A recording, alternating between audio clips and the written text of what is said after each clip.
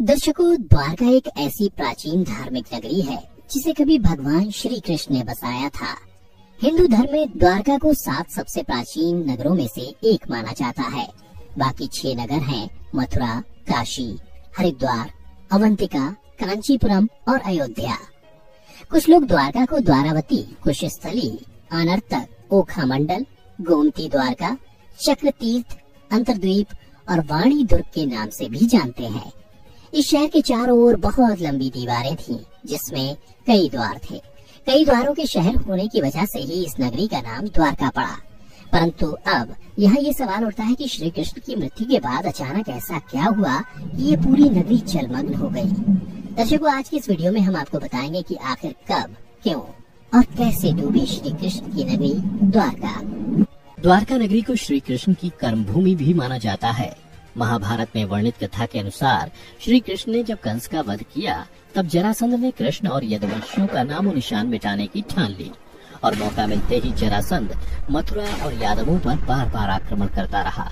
धीरे धीरे उसके अत्याचार बढ़ने लगे तो अंत में यादवों की सुरक्षा के लिए श्री कृष्ण ने मथुरा को छोड़ने का निर्णय लिया और मथुरा से निकलने के बाद भगवान श्री कृष्ण ने एक ऐसे नगर की स्थापना की जो विशाल और सुसंगत था। इस नगर का नाम था द्वारका नगरी। कहते हैं कि श्री कृष्ण अपने कुल बंधुओं के साथ द्वारका में बड़े आराम से रहने लगे। समय बीतता गया। 36 साल तक राज करने के बाद और श्री कृष्ण की मृत्यु के बाद द्वारका नगरी समुद्र में समा गई।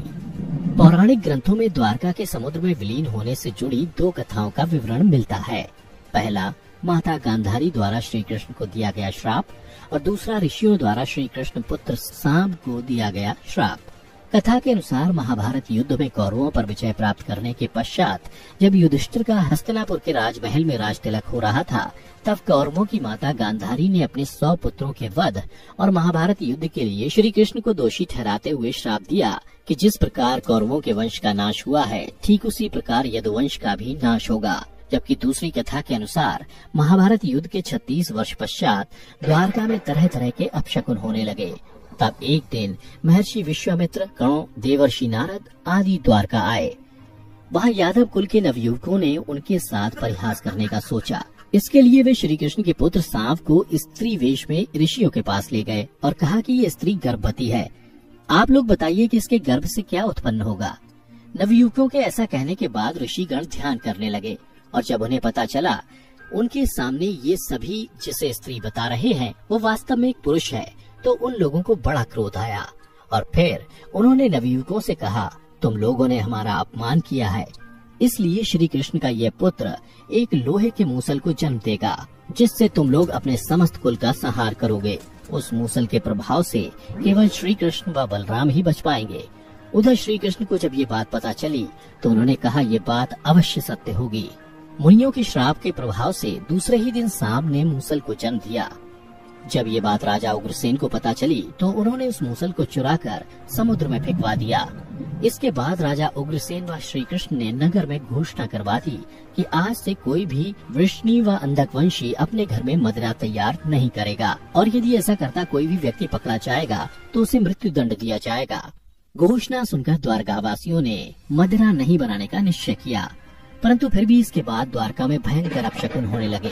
प्रतिदिन आंधी चलने लगी, चूहे इतने बढ़ गए कि मार्गों पर मनुष्यों से ज्यादा चूहे दिखाई देने लगे। उस समय यदुवंशियों को पाप करते शर्म नहीं आती थी। उधर नगर में होते इन अपशकुनों को देख भगवान श्री कृष्ण समझ गए कि कौरवों की माता गांधारी का श्राप सत्य होने का समय आ गया है। उन्होंने देखा कि इस समय वैसा ही योग बन रहा है जैसा महाभारत के युद्ध के समय बना था। फिर श्री कृष्ण ने यदुवंशियों को तीर्थ यात्रा करने की आज्ञा दी।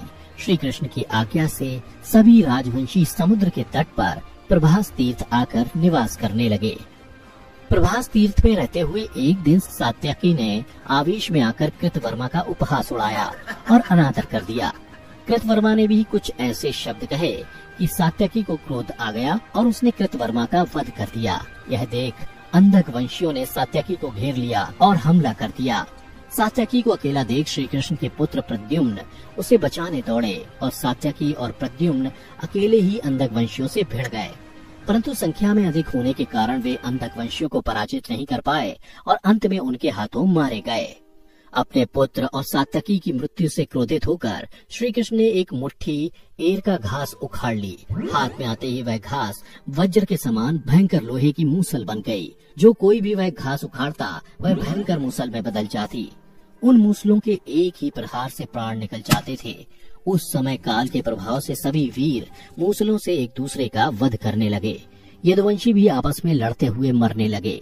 श्री कृष्ण के देखते ही देखते सांब, चारुदेशन, अनिरुद्ध और गद की मृत्यु हो गई। अंत में श्री कृष्ण ने अपने सारथी दारुक से कहा कि तुम हस्तिनापुर जाओ और अर्जुन को पूरी घटना बताकर द्वारका ले आओ। दारुक ने ऐसा ही किया। इसके बाद श्री कृष्ण बलराम को उसी स्थान पर रहने का कहकर द्वारका लौट आए। फिर श्री कृष्ण ने पूरी घटना अपने पिता वासुदेव जी को बता दी। यदुवंशियों के संहार की बात जानकर उन्हें भी बहुत दुख हुआ। श्री कृष्ण ने वासुदेव जी से कहा कि आप अर्जुन के आने तक स्त्रियों की रक्षा करें।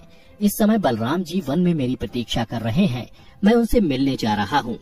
ये कहकर श्री कृष्ण बलराम से मिलने चल पड़े। वन में जाकर श्री कृष्ण ने देखा कि बलराम जी समाधि में लीन हैं। देखते ही देखते बलराम शीशनाग रूप में परिवर्तित हो गए और भगवान श्री कृष्ण से आज्ञा लेकर बैकुंठ धाम वापस लौट गए। उधर बलराम जी द्वारा देह त्यागने के बाद श्री कृष्ण वन में घूमने लगे। घूमते घूमते वे एक स्थान पर बैठ गए और गांधारी द्वारा दिए गए श्राप के बारे में विचार करने लगे।